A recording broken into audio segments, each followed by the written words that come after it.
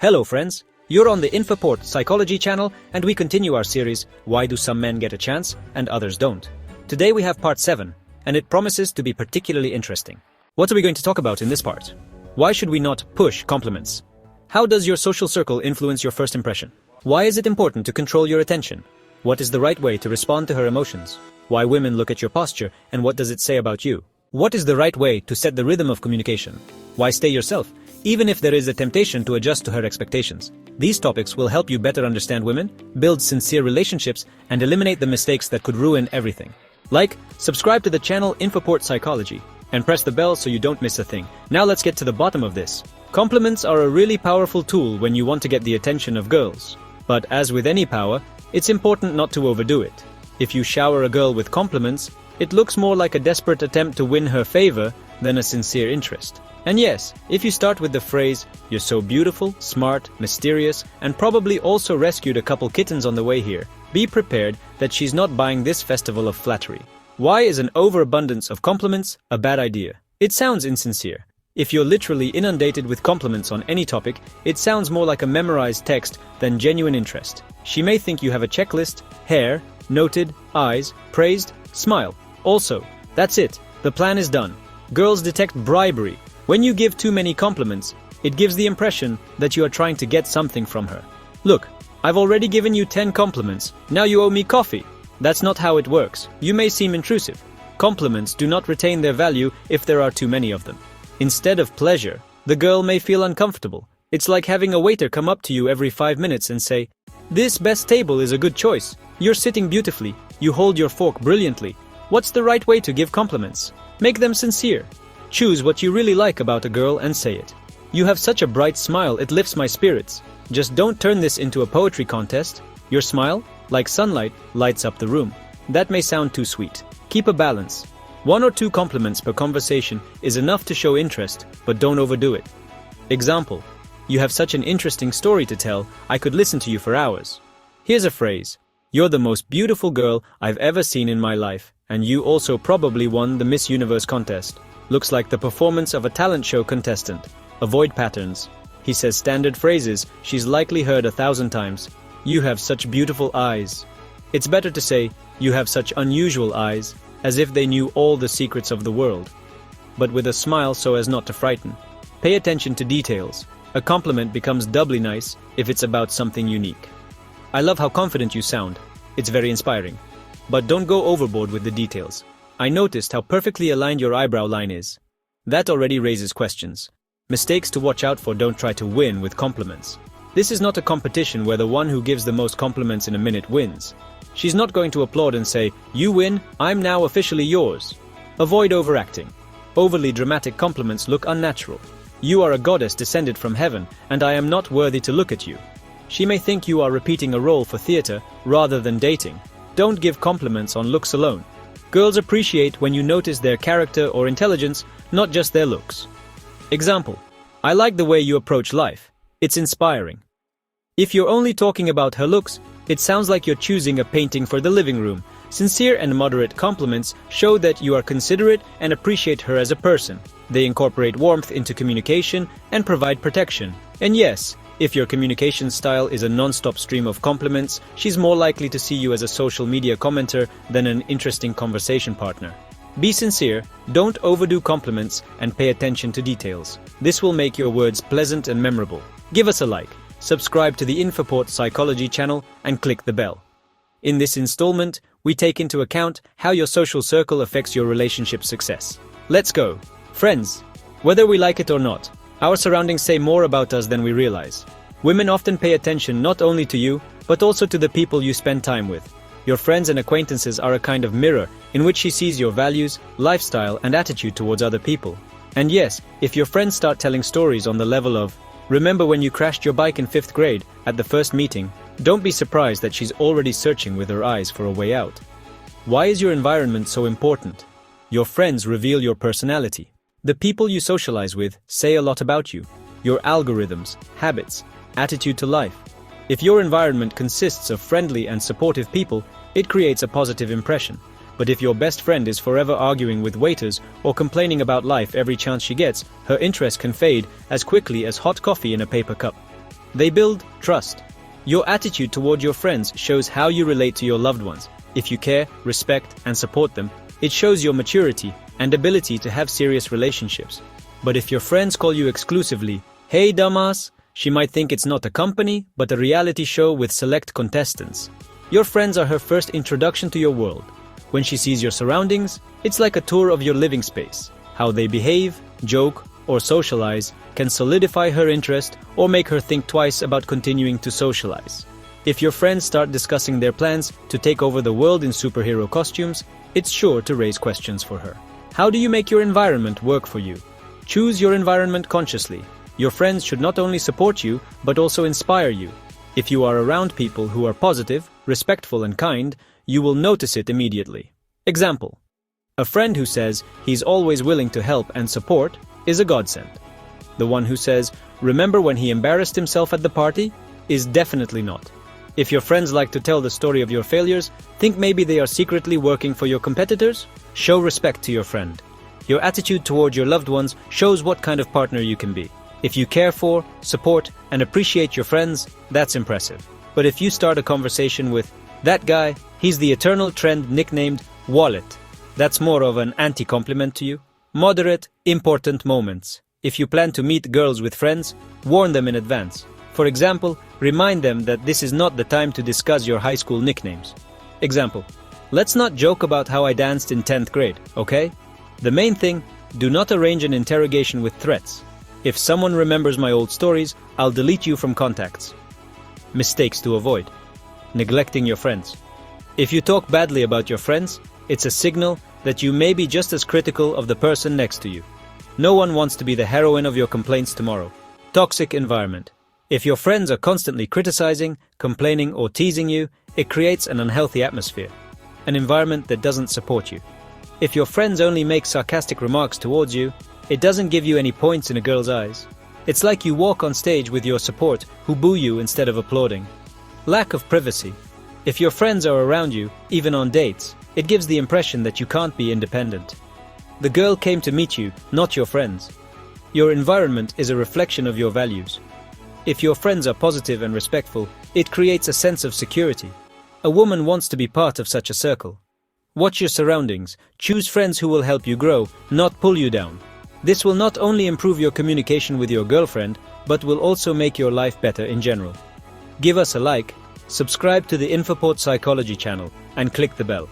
In this installment, we will discuss why it is important to control your environment and how it affects successful communication.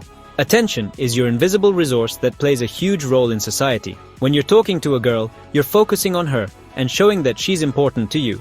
But if you're constantly looking at your phone, distracted by other people around you, or generally drifting off into your own thoughts, it sends a very different message. I'm not that interested in you. And yes, if in the midst of her story, you're watching the weather forecast for tomorrow, don't be surprised that she's already mentally diagnosing you with perpetual bore, not for a relationship. Why is attention control so important? It shows respect. When you listen attentively, she considers herself an interesting conversation partner for you. This creates an atmosphere in which she enjoys conversing. If you're more interested in the menu behind her back than her words, however, she may think, well, at least the waiter has found his audience. The eyes are the mirror of the soul. Eye contact creates a sense of sincerity. But it's important not to overdo it. If you look like you're trying to hypnotize her, it's more likely to scare her than attract her. Remember, eye contact is good, but don't forget to blink. If you meet by chance, you may miss important points of the conversation.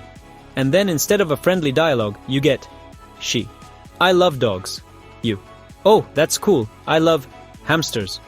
Congratulations, you've just gotten your I don't listen, but I answer certificate. How to control your attention? Phone. In your pocket. Leave your phone alone. If you get an occasional text message or newsfeed, it indicates that the person you are talking to is not at the top of your list. And no, if you justify the phrase, I'm just checking the dollar exchange rate, that won't impress her. Focus on what she is saying, listen carefully, and ask follow-up questions. This shows that you are really interested in her opinion. Example: she. I love to travel. You. What place impressed you the most? Not, yeah, cool. What did you think of the local pizza? Be in the moment. Forget everything that distracts you and focus on the here and now. This not only applies to communication, but also makes you a more engaging conversationalist. If you are constantly looking at the clock, she may think you are waiting for the end of the terrible torture. Mistakes worth jeopardizing private views on the phone. It worsens the atmosphere of communication. Even if you've been on lately, it looks like, I'm busy with something other than you. If you have to look at the screen that often, she might think you're secretly trading stocks. Distraction by others. Constantly looking at other people or objects gives the impression that you are looking at something or someone. It is more interesting to you. She. I love the theater. You. Looking at the next table. And I love their desserts. Monotone answers. If you're not complex, your answers will be one word and unemotional. This instantly kills any conversation. Attention control shows that you value her time and opinion. It helps to establish trust and make the conversation rich and interesting. And yes, if you want her to remember you as the guy who was all in, then continue to avoid socializing. But if the goal is to make a good impression, focus on that. Friends, pay attention. Pick up the phone, focus on her words, and be in the here and now. This simple rule makes communication lively and sincere. Give us a like, subscribe to the Infoport Psychology channel, and click the bell. In this installment, we'll discuss how to respond to her emotions to strengthen your connection. Friends, emotions are the language in which women communicate. And if you want to be attentive to the interlocutor, you need not only to listen, but also to be able to respond correctly to her feelings. Women appreciate men who understand their emotional state and address it instead of instantly switching the conversation to themselves. And yes, if she says, I've had such a hard day, and you say, oh, me too, you have no idea how long it took me to find parking. Congratulations, you've won just that Chief Selfie of the Conversation award. Why is it important to respond appropriately to her emotions? It creates a sense of support. When you respond appropriately, she sees that her feelings are important to you. This helps build trust and makes communication more genuine. And if your reaction is, all right, it happens, then you're showing a level of empathy and sensitivity at the multiplication table. Then you show a level of empathy and sensitivity at the level of the multiplication table. It shows that you are attentive. Women appreciate when a man doesn't just listen, but notices things and reacts to them. If you respond with the standard, wow, really? That's not a response, an autopilot button. This creates an emotional connection. Responding appropriately to her emotions shows that you understand her and are willing to be there for her, even if the conversation isn't easy. Well, if you don't make up your mind, switch the subject to something like, by the way, have you watched the last season of the game yet? What is the right way to respond to her emotions? Listen carefully. Don't interrupt or try to offer a solution right away. Sometimes she just needs to be listened to. Example. She. I had a terrible day. My boss was picking on every little thing. You. I understand. It can be really annoying. How do you deal with it? Not, I'd just quit if I were you. You're not a career counselor. Indicate that you sympathize. Your words should come from the premise that you understand her and show your attitude rather than questioning her words. Example. That does sound difficult. If you want, I can do something to help. Just don't add, although I'm sure you're overreacting to the conflict anyway. That's a direct path to conflict. Ask about her condition. Sometimes a simple question, how are you feeling right now, can be the best support. But don't say, you're not going to worry about this for much longer, are you? That's not the kind of concern she's expecting. What you definitely shouldn't do. Don't turn the conversation to yourself. If she's complaining and expecting you to be supportive, you don't need to tell your story and that you've had an even more difficult day. She. I lost my papers. You. I once lost an entire suitcase. You see? Yeah, well, she'll definitely feel better now. Be attentive to her emotions. Phrases like, come on, it's not that big of a deal, sound like an invitation to argue, not support. You don't want to look like someone who measures someone else's emotions with a ruler and declares them irrelevant. Don't give advice unless it's asked for. Sometimes she just needs you to be there to listen, not offer 10 ways to solve problems. Her boss is nagging, and you start a lecture on how to properly build the foundation of a relationship with your boss. Yes, you know exactly how to cheer her up. Responding appropriately to her emotions shows that you are caring and sensitive. This creates a sense of security and builds an emotional connection. And yes, if your tactic is to radiate your emotions or turn the attention to yourself, don't be surprised that she will start to question your maturity level. Friends, learn to understand and respect her emotions. Listen, wait, and show her that her feelings are important to you. This is an easy way to strengthen your relationship. Give us a like, subscribe to the Infoport Psychology channel, and click the bell. In this installment, we discuss why women pay attention to your emotional state and how it affects your communication. So, friends, today we've covered a few key topics that will help you better understand how to communicate with women. We've discussed why you can't push compliments, how your environment affects your first impression, why it's important to control your attention and how to respond to her emotions. But that's not all. In this part, we include why do women pay attention to posture, how to set the right rhythm of communication, and why should you be yourself, even if you want to play a role to please her. If this video was relevant to you, give it a like. Subscribe to the Infoport Psychology channel and press the bell. Share your stories and opinions in the comments. It helps us to create even more interesting and useful releases. See you in the next video where we will continue to reveal the secrets of proper communication.